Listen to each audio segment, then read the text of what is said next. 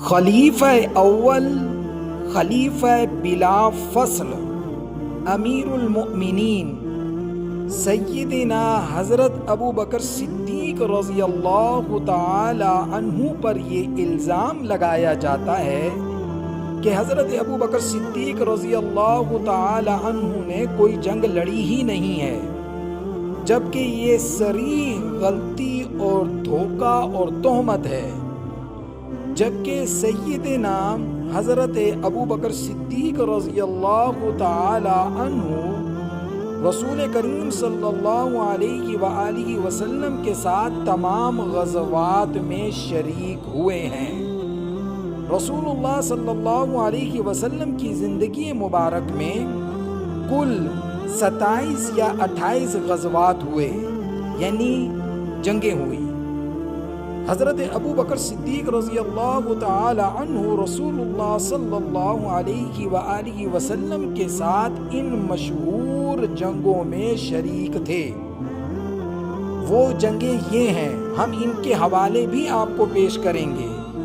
Number 1، غزوہ بدر، غزوہ احد، غزوہ خندق، غزوہ خیبر، غزوہ حنین، فتح مکہ، غزوہ تبوک۔ یہ وہ ساری جنگیں ہیں جن میں رسول اللہ صلی اللہ علیہ وسلم کے ساتھ حضرت ابو بکر صدیق بھی شریک تھے اور حضرت علی بھی شریک تھے۔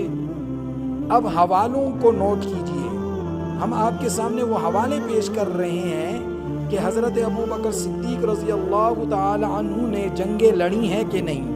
پہلا حوالہ الاستیعاب، جلد 1، صفحہ نمبر 262۔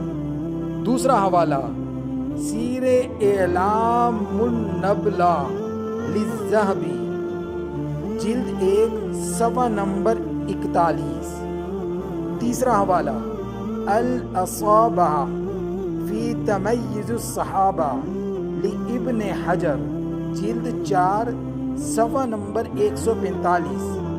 چوتھا حوالہ البدایہ والنہایہ لابن کثیر، جلد 5، صفحہ نمبر 244۔ چھٹا حوالہ دلائل النبوہ للبیقی، جلد 5، صفحہ نمبر 250۔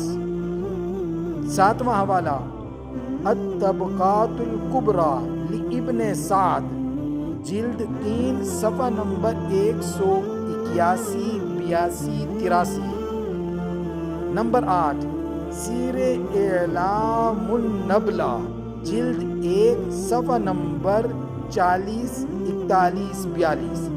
یہ ہم نے 7-8 حوالے آپ کے سامنے رکھے ہیں جن میں آپ ان کو دیکھ سکتے ہیں کہ ان غزوات میں، ان جنگوں میں، ان جنگوں میں حضرت ابو بکر صدیق شریک ہوئے ہیں کہ نہیں ہوئے۔ حضرت ابو بکر صدیق رسول اللہ کے ساتھ، حضرت علی کے ساتھ ان جنگوں میں شریک تھے۔ اللہ رب العزت ہم سب کو حضرت ابو بکر صدیق رضی اللہ تعالی عنہ کے مقام، مرتبے کو سمجھنے کی توفیق عطا فرمائے۔ وآخر الدعوانا ان الحمد للہ رب العالمین۔